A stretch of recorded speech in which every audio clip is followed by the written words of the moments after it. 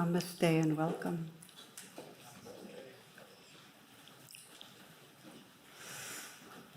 I'd like to begin this evening referring to the probably greatest myth in our Western world, where we got kicked out of the garden because we were basically impure and bad. And there's a wonderful story of a little boy who was leafing through the big old family Bible, and a pressed leaf fell out, actually, as he was looking through it, and he got really excited, and he ran to his mom, waving the leaf, saying, "Mama, Mama, I found Adam's suit." And I love that, because, it's there it is, we're covering over right from the very start. And of course, this mythology leads to mistrusting our natural being. It leads to contorting ourselves, to trying to fit our idea of what it means to be a good person so we can belong again, right? And of course, there are some exceptions. Not everyone feels contorted. I read a story in another little story. A little boy was overheard praying, "Lord, if you can't make me a better boy, don't worry about it. I'm having a real good time as I am." So the Old Testament's teachings really on sin and evil are an expression of the primitive brain. You can think of most metaphysics, most philosophy as coming from different parts of our brain in terms of evolution. And the Old Testament, especially you can compare it to the New Testament, was pretty much the part of the brain that felt separate and identified with aggression and identified with, in some way, selfishness or fear. And so that generated this basic myth that we're bad, that we can't be trusted. And it goes through history. You can see this philosopher John Hobbes, he says, "The life of man is solitary, poor, nasty, brutish, and short." That's a lot of fun, right? What a way to live a life. So I'm bringing this up because this view of basic badness, of fundamental evil, has affected governments and has affected economies and has affected really the unfolding of human history. And we can see it alive and well today, and how it's driving what I described in the last couple of classes, that term of this culture of contempt. This culture of contempt, where there's so much dividedness, and there's so much othering and real cruelty to the most vulnerable. That's that primitive brain, that sense of basic badness that makes us bad other.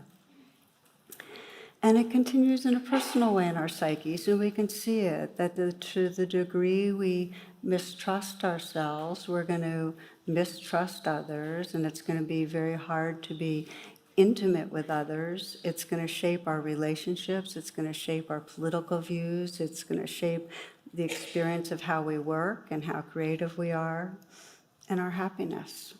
If we feel mistrust of ourselves and others, it's very hard to be at peace. So in the last two classes, I focused on the suffering of this and how it takes, one of its primary expressions is making others bad and also making ourselves bad, and how that proliferates. And then I explored how we can use presence and mindfulness and compassion to begin to wake up out of that bad othering. And I'd actually like to continue in this class, but take a different route or pathway tonight. And this is another way of evolving out of that dominance, that limbic dominance of mistrust. And it's through the practice of good othering. So this is going to be what we're going to focus on, how we develop a capacity for good othering. And it's basically intentionally remembering each other's goodness. That's really what it comes down to.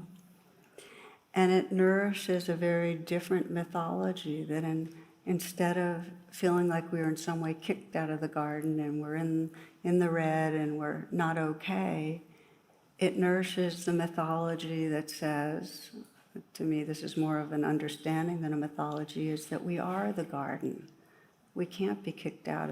We can have an experience of feeling kicked out, but there's an innate belonging, that we are the reality itself, the awareness itself. And Thomas Merton puts it this way. He says, life is this simple. We are living in a world that is absolutely transparent, and the divine is shining through it all the time. This is not just a nice story or fable. It is true. This is a very different way of understanding. And it's really, I think, it's the understanding that can bring us to planetary healing. If we can learn to look around and see the sacredness of life and have a reverence for life, that's the hope.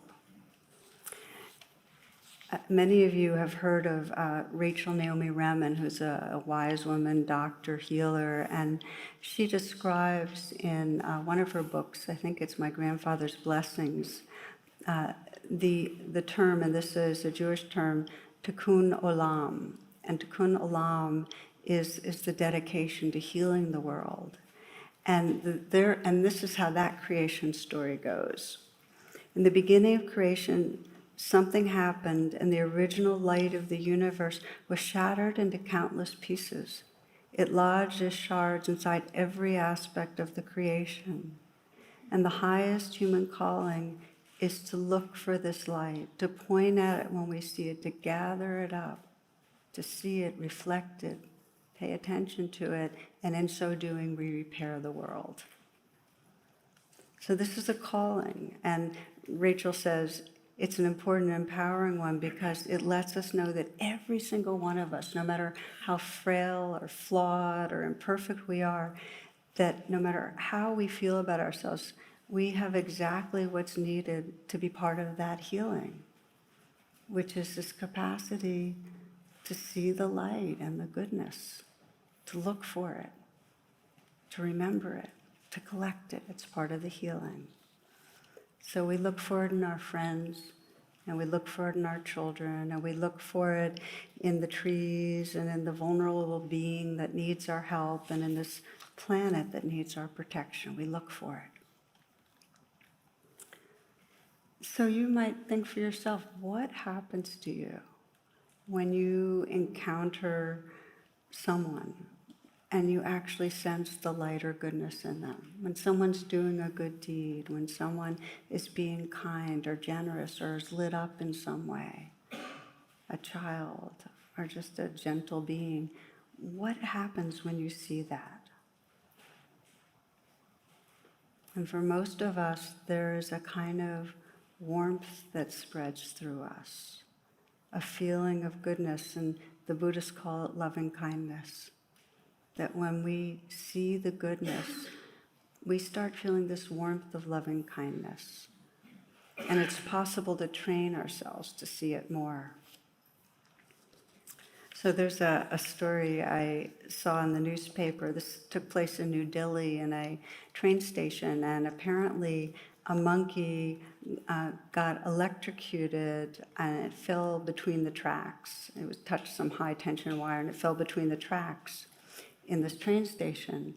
And another monkey, some companion of his, came to rescue that monkey, and it was all captured on camera. So you could see him lifting the other monkey body and shaking it and dipping it into a mud puddle and let's see what else, biting its head and skin, just working till the hurt monkey regained consciousness and began moving again. And so crowds of people were watching this. And there's this sense, as you can imagine, of this is goodness. When we see a being help another being, that's goodness. It deepens our trust in our world to see it.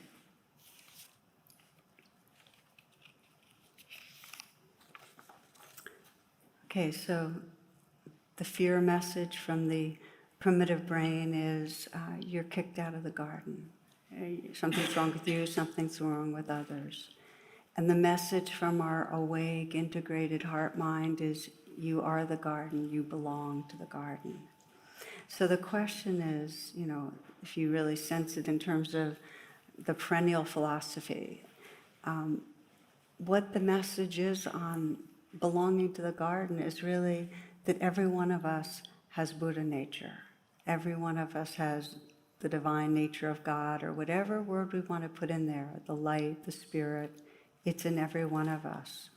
And of course, we have unique body mind, so it shines through in different ways. So the big inquiry is, what stops us from seeing that? How can we go through life day after day in this kind of ego bubble and see others as other ego bubbles and not see that goodness? How come it's not our habit? And one of the ways I often go around describing it to myself is that life is challenging and we get born into it. It's kind of like we develop this spacesuit, that's our ego, which is all the different strategies of getting approval and avoiding criticism and going for what we want and trying to control things. And we all have this spacesuit that does that. And and you can think of it like that anonymous saying, everyone you meet is fighting a hard battle. Like, everybody's got their spacesuit, and some are way more, have way more, scratches and, wounds in different ways than others, but we all have them. And we get identified with our spacesuits, with the addictive qualities of our spacesuit, or the spacesuit that's trying to be charming and intelligent, or the spacesuit that feels inferior. We get addicted to, and we get attached and identified to our spacesuit.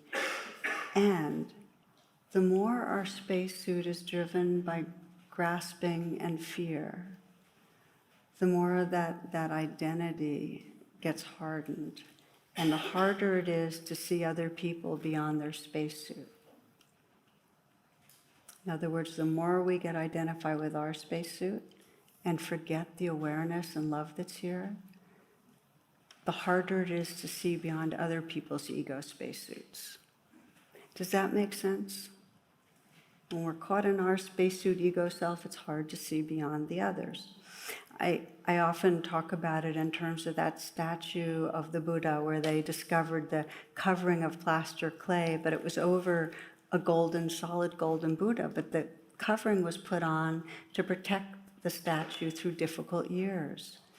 And the sad thing is that we get identified with the covering, with the spacesuit, and we forget the gold, we forget the goodness. We come to mistrust ourselves and others.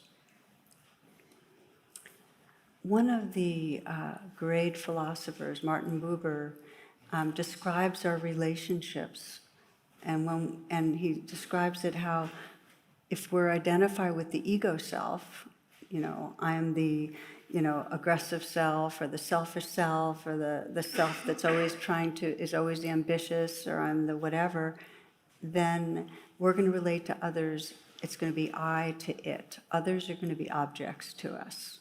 We're just going to see their spacesuit. But he says when you remember the gold, or remember really your eternal nature, when you remember the light, then it's I, thou. Because whoever you look at, you can sense the thou, the light, the eternal essence, divine essence that's living through them.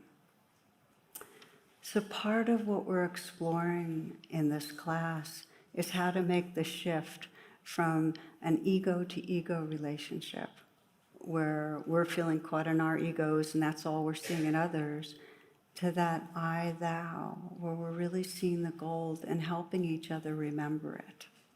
Okay? We learn who we are. We learn to identify with our spacesuit self through a number of ways, and some of it's through our society, and some of it's through our genetics, and a lot of it is through the parents, our caregivers that bring forward the messages of the society. So we get deeply imprinted. They tell us you're this kind of a spacesuit, this is your good qualities, this is your bad qualities, and we come out with a good self, bad self. And some of you might remember Jules Pfeiffer, who he did it really well, a cartoonist. He shows a guy sitting there pensively, and he's thinking, and he's saying, I inherited my father's way of thinking and attitude about things. Then the next frame, I inherited my father's love of movement and dancing and athletics. The next frame, I inherited my father's style and sense of moving through the world.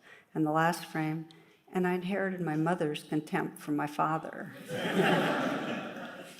You get the whole thing, which is family, We get that. And if you identify with your family, well, one wise teacher said it this way, that's only on my parents' side, right? So that's who you are.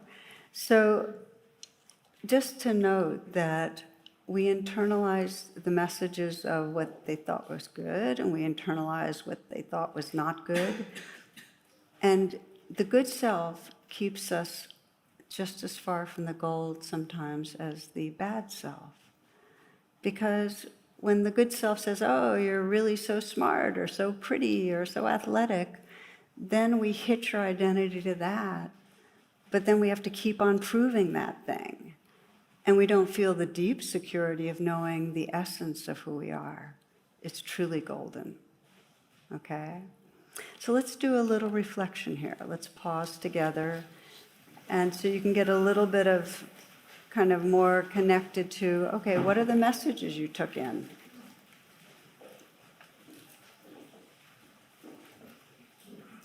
And this is a time you might close your eyes and take a few full breaths and bring yourself into presence.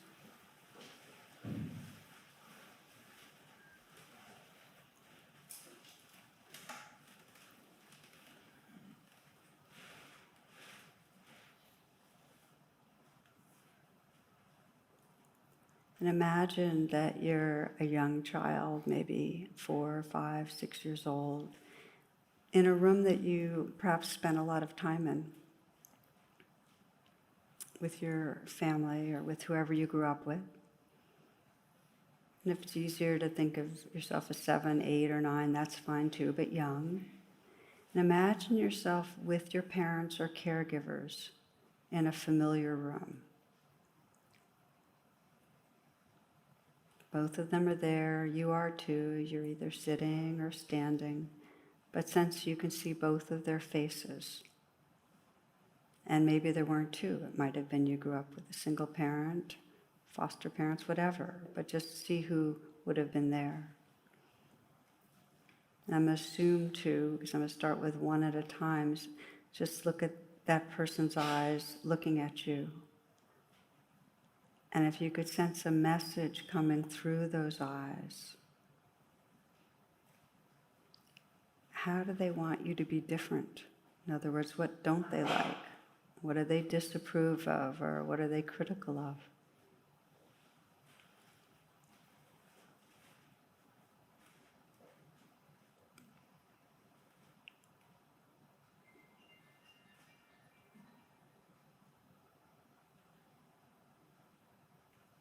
And what do they like? What are they approving of? What do they praise?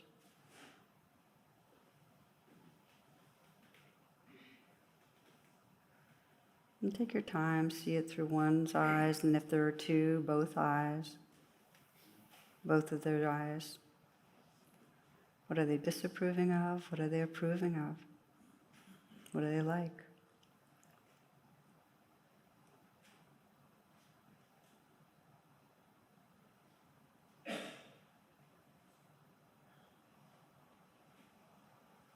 And you might include and sense where either of them, if there's two or one, seeing deeper, seeing the thou.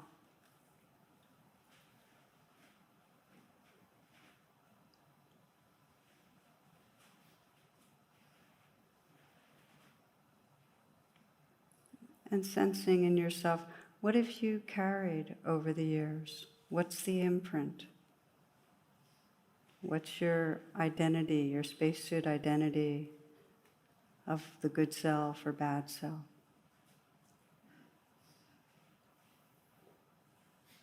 For some, you might notice that you've fixated on the flaws. The stories you tell yourself have to do with the what's wrong. You may also notice you fixate on what's inflated, the good self.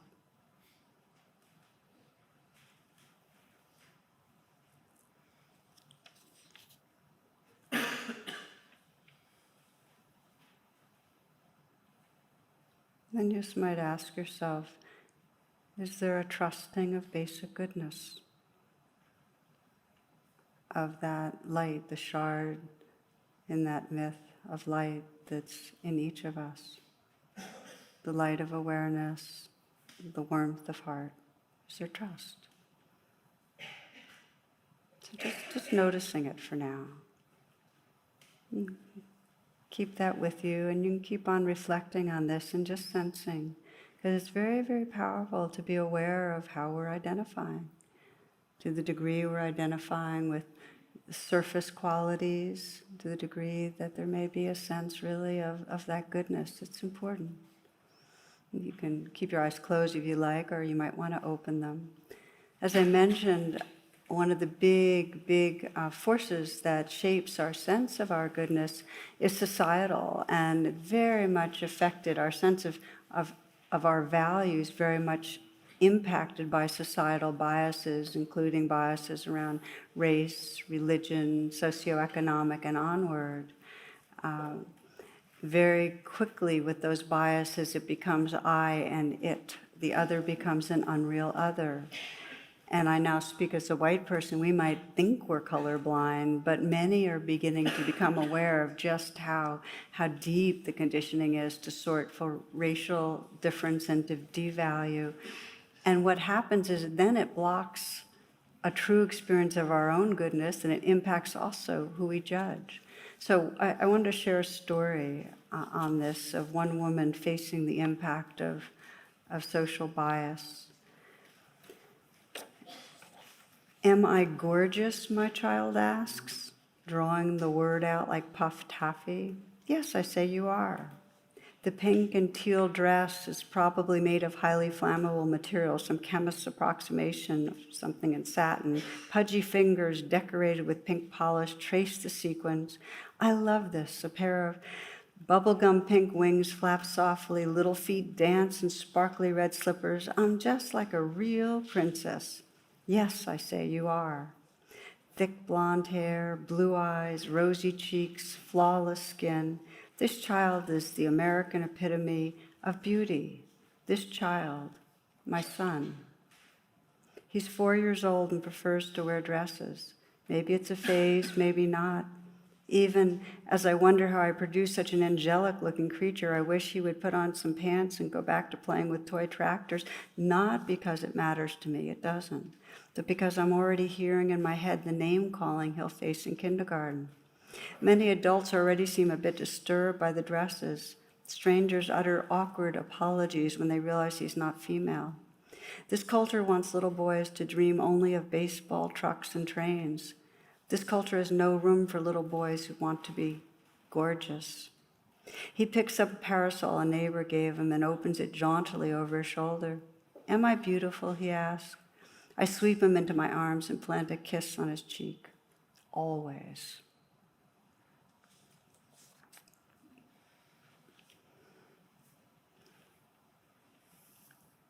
So I share this because for this woman, such awareness of how much this dear innocent little being is gonna face in this society because of bias. It's gonna pull him or her or them away from belonging to the garden, from trusting their belonging to the garden. Does that make sense? It's so thick in our culture. So we have to wake up to it. One woman describes hers this way. She describes, for the last 15 minutes, I've been walking down 7th Avenue in Manhattan, evaluating every woman in terms of whether they're fatter or thinner than I am. Did I say 15 minutes? I mean 15 years. That's a prison. takes us away from the essence, the sense of how our body should be. So some parents were having a very difficult time with their son, who was in his early 20s, actually local in this area. He had dropped out of college, he was living at home, had some learning disabilities, and he just wasn't able to find his niche. And they were both very, very afraid that he was really gonna, he was feeling very self-conscious about being at home and very insecure about his future, so they were worried along with them and trying to give him good ideas and very anxious. So they came to class one night and they told me what was going on, and the mother asked me, well, what do you think I should do? Should I surround him with white light? And I said, you could do that, but how about this? And I asked both of them, her and her husband, tell me what you love about him. And they both kind of lit up, and she said, oh, well, he's totally the kindest person you will ever meet. He's completely generous, and he's also got a real mischievous streak. He's a lot of fun. And that's it. He's a creative guy. He's a really creative guy, So they were kind of telling me, I said, okay, your practice, and this is the metta practice, the loving kindness practice, every day when you meditate, because they meditated, take some time to bring him to mind and remember and appreciate what you love. Just that.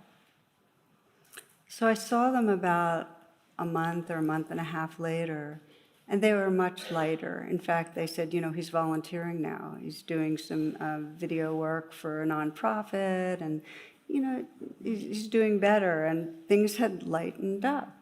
And as it turned out, that became more than a niche. He does video now. But what happened to them was they began reflecting on what they loved and appreciated about him. They lightened up and felt a little more confidence in the gold living through him. He started feeling better about himself, and things spiraled out. How many of us, and you don't have to raise your hand, but as parents, have fixated on the flaws? Since I'm up front, I'll raise my hand, but I know what it's like raising my son. I'm still, it's my tendency, my first reflex is to look at what might be wrong or going wrong. We need to remember the light and the gold and remind each other of it, because we're mirrors for each other. It really makes a difference. So the good news is, even though we have a negativity bias to look at each other, see the spacesuit and see the flaws, we can train our attention. This is neuroplasticity, and we can evolve our consciousness this way by purposely good othering, okay? So we're going to talk about how we do it. The motivation for us to do it is that we can really see now in our society, and most of us in our lives, when we're bad othering, we're not happy. And when we're bad othered, we're not happy. In this wise cartoon, the psychiatrist has a patient, the patient's a dog, and the dog saying, it's right on my fence, beware of dog. How is that supposed to make me feel? Bad mirroring. And then the other motivation for good othering is when we see the power and the effect of when we good other. And in this cartoon, a man's on a psychiatrist's couch, and the psychiatrist is saying, go home and let your dog lick your face. Dog saliva is the most effective self-esteem medication you can get without a prescription. So.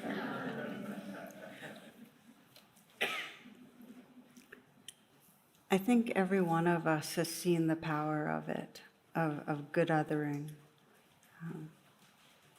My first model in my consciousness of good othering and the power of it was a supervisor. I had a clinical supervisor when I was doing my doctorate in psychology, and his name was Rob, and he worked with a lot of us, younger psychologists, and what was so amazing about him with his patients and with us as his, people he was supervising, is that he had a very, very bright mind. He could see the patterns and he could see how we'd get caught in, shadowy, stuck places. So he didn't miss any of that.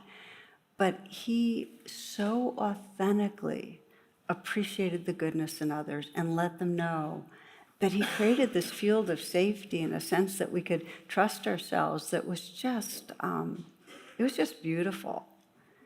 And each one of us knows that when somebody has done that for us, has seen past the mask, has seen our goodness, it helps us see ourselves. Even the small ways, day by day. Just before I left here for class, I got an email from a high school friend I haven't seen for a really long time. And it was a total good othering email. She just said really nice things to me. And I could feel a glow in my body. It was very physical. It's healing to good other people. Share a story with you that I heard many years ago that has stayed with me. This is a story about a Catholic nun who's a teacher. She actually wrote the story, and so that's where I got it. She taught in a very small Catholic school where you actually could follow the students right through to high school, teaching them in different things.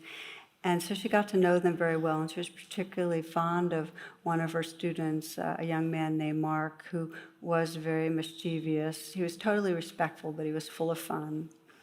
And so she had him in grammar school, and then later on he was in one of her classes when she was teaching math in high school.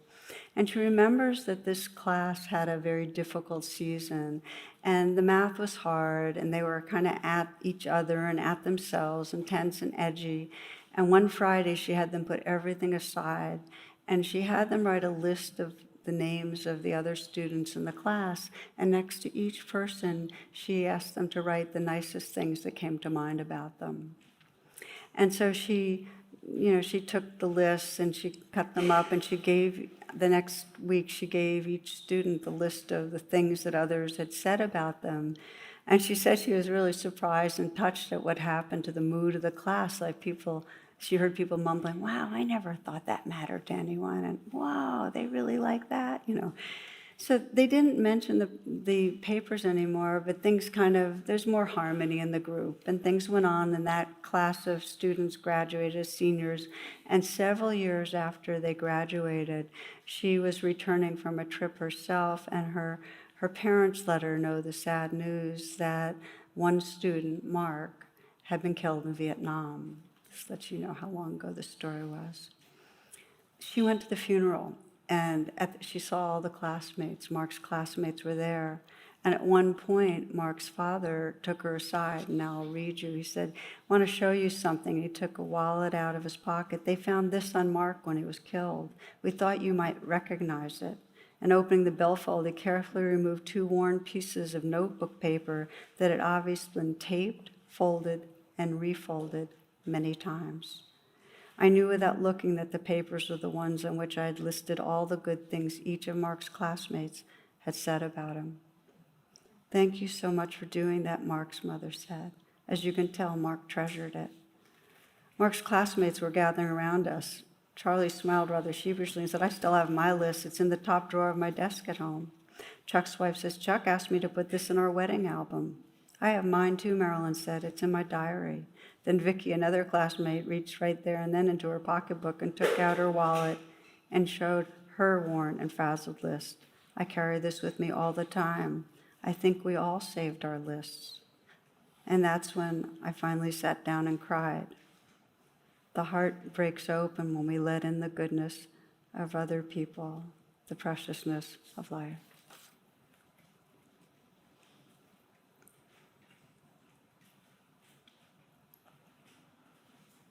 So why don't we take a moment again for a reflection, closing your eyes.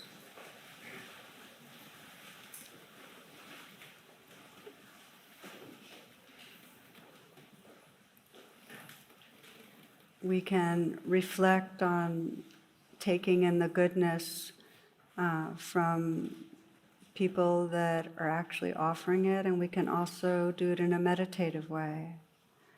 So you might, if you have someone in your life who you feel has really mirrored your goodness, bring that person to mind. You have somebody that has a friend or a teacher or therapist, a healer, a parent, a grandparent, someone who saw you, saw your brightness and goodness and creativity and heart. Bring that person to mind.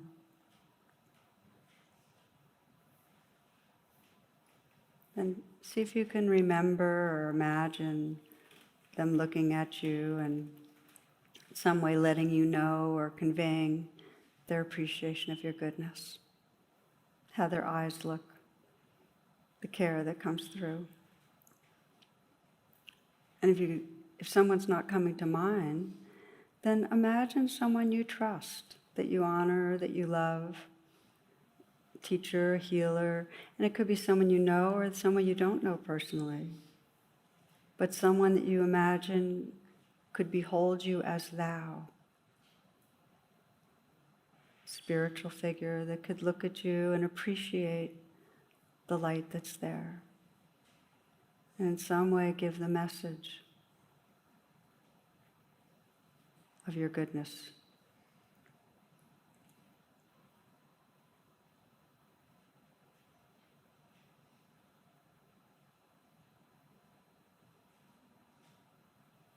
Perhaps the message is simply, please trust your goodness. It's truth, it's here.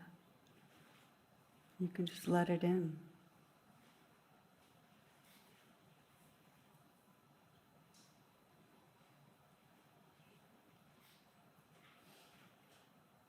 Just notice how it feels when you are seen, felt, appreciated. Because part of our motivation to train ourselves to be mirrors of goodness is to know that it is the essence of healing. Everyone has, to some degree, some of that toxicity of questioning that we're lovable or worthy. We all need reminders. So once motivated, how do we learn to do this? How do we train ourselves to see more? And you can open your eyes when you'd like. And I'm aware I shared a very sad story, but the actual process of looking at others and having the intention to see the goodness and seeing more of it is really fun. I mean, it's a feel-good, it's a very positive experience. It's a feel-good chemical, so it's not grim. I love the way the poet Tukaram puts it. He says, I could not lie anymore, so I started to call my dog God. First he looked confused, then he started smiling, then he even danced. I kept at it, now he doesn't even bite. I'm wondering if this might work on people. Okay, so how do we train? Part one on how we train, and we're going to do this in the last 15 minutes here, is that we make it part of our daily practice, just like those parents did with their son. Pick someone. Pick someone that's relatively easy, maybe. And see them when they're happy. See them when they're feeling loving or curious or animated or feeling a sense of belonging. Sense what you appreciate, and you might even mentally whisper the words, thank you, because it'll bring up your appreciation by doing it.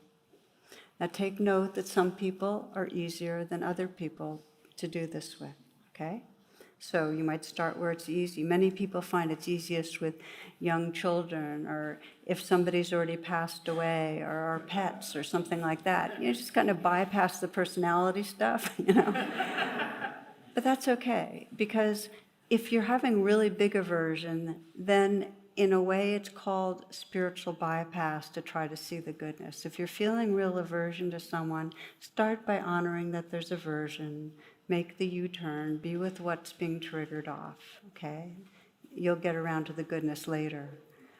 But if there's not great aversion, practice with that person. See what you love.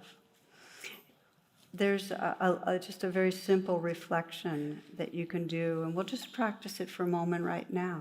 We'll just try it out, and this is what you can do on your own. Take some moments to bring to mind someone that's not a super complicated relationship. We're going to practice seeing the goodness. So bring to mind someone that you care about and that you'd like to explore this practice with.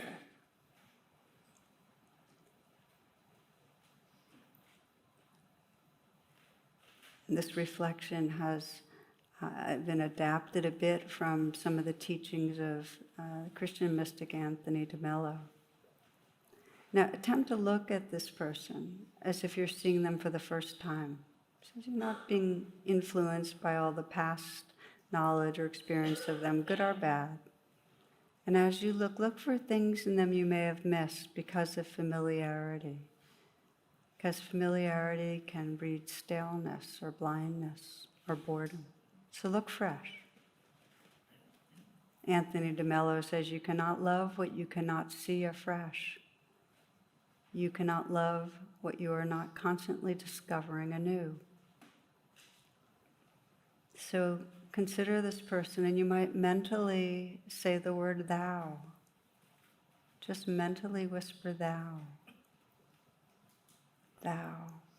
And sense that essence, that light that looks through their eyes, the awareness that's there, the love that wants to be expressed, their creativity, their goodness. And as you sense what you appreciate, you might mentally whisper, thank you.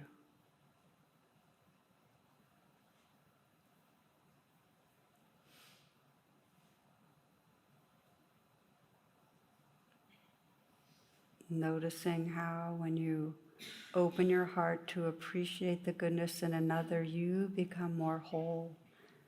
You start opening to your own eternal and vast and timeless presence. Thou, just sensing the thou. So this is just a brief taste on one way to train, that you each day take some time with one person perhaps, but you can do it informally through the day too. One friend of mine was describing how whenever he runs into somebody and they're in some way he knows he's made an it or an object or an unreal other out of them, he will mentally whisper thou. So I've been practicing that some, and it's really powerful. Like bring somebody to mind and in some way just pause and get quiet and sense that it's kind of reverential. It's a deep, deep honoring that cuts through that spacesuit quality and helps you connect with their goodness. Thou. So that's part one, is the meditative. Part two, communicate what you see. Don't hold it back. Now that's not easy because it's very intimate to let someone know that we're seeing their goodness and to offer our appreciation. We all need that as nourishment.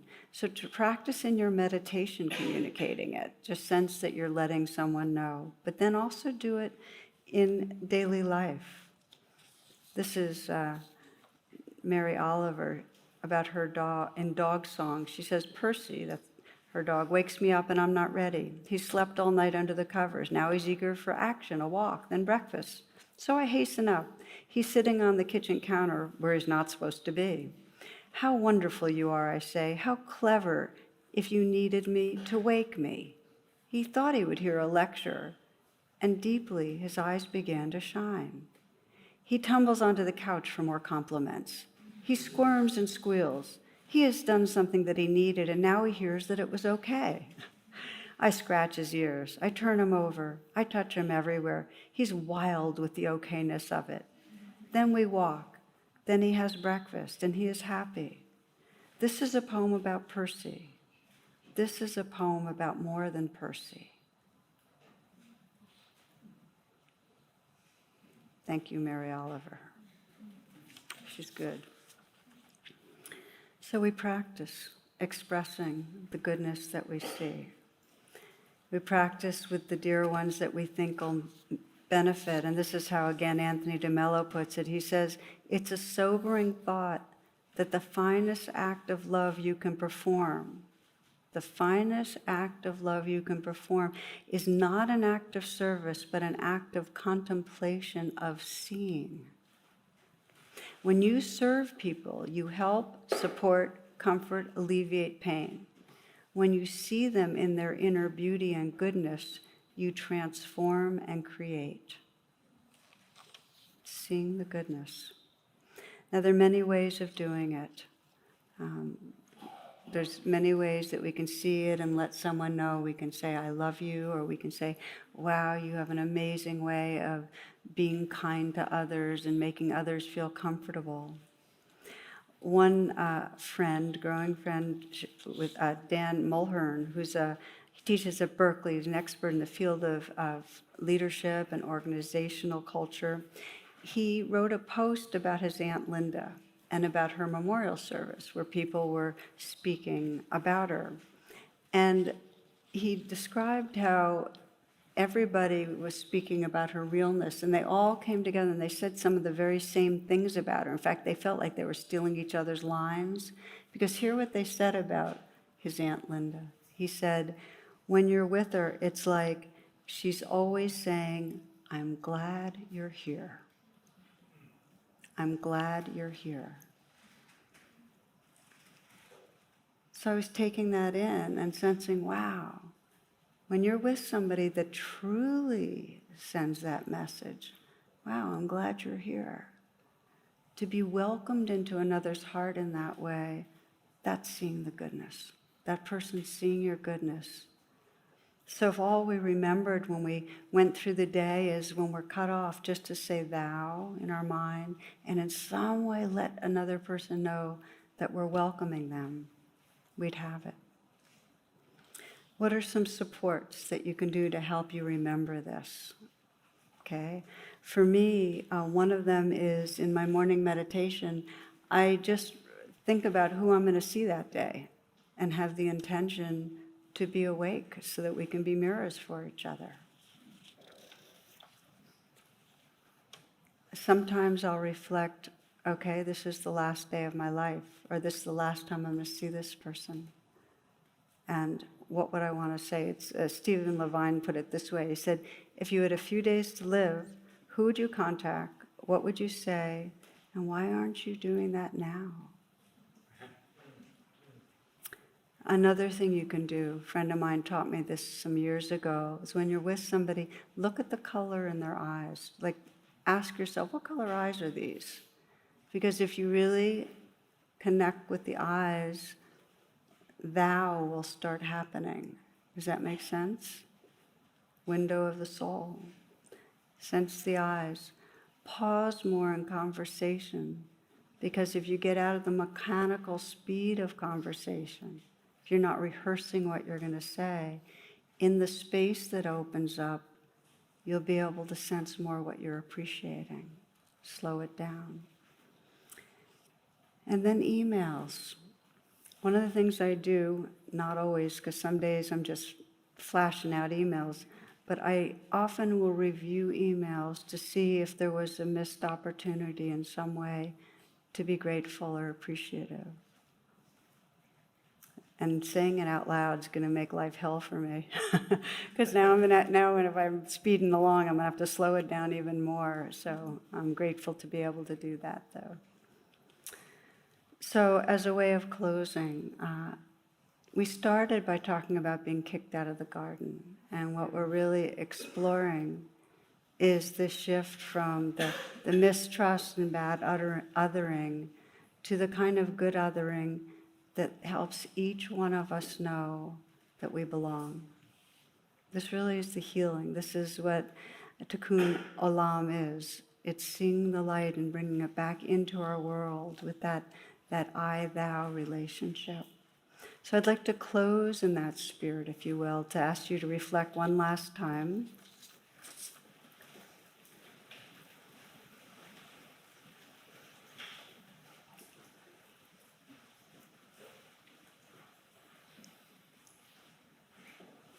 And to sense in whatever way it's there for you, your own longing and intention to be a mirror of goodness. Just to sense your intention.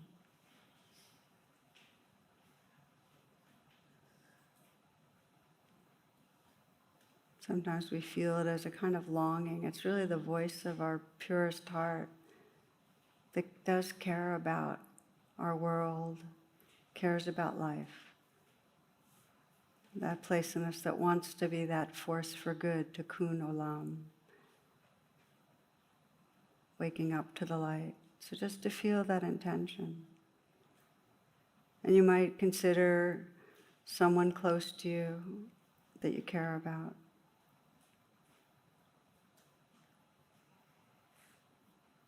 And how you might be a mirror of goodness for them.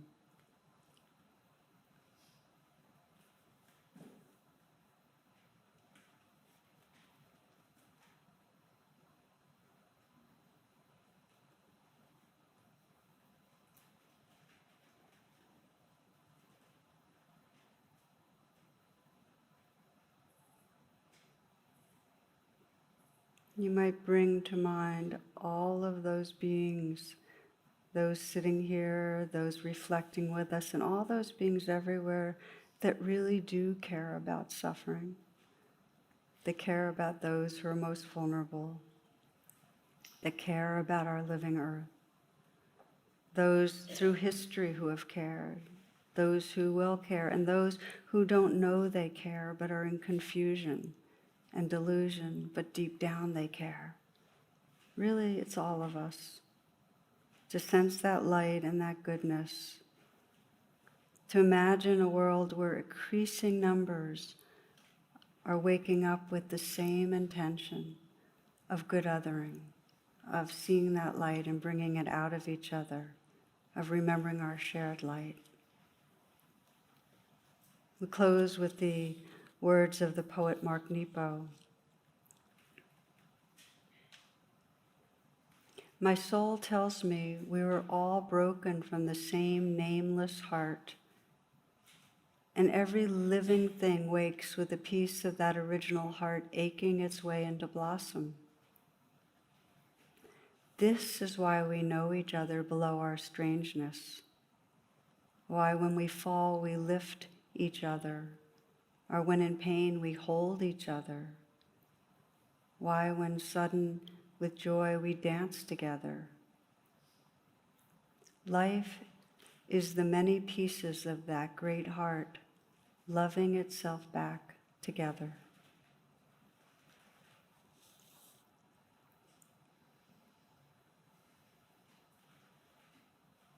Life is the many pieces of that great heart loving itself back together.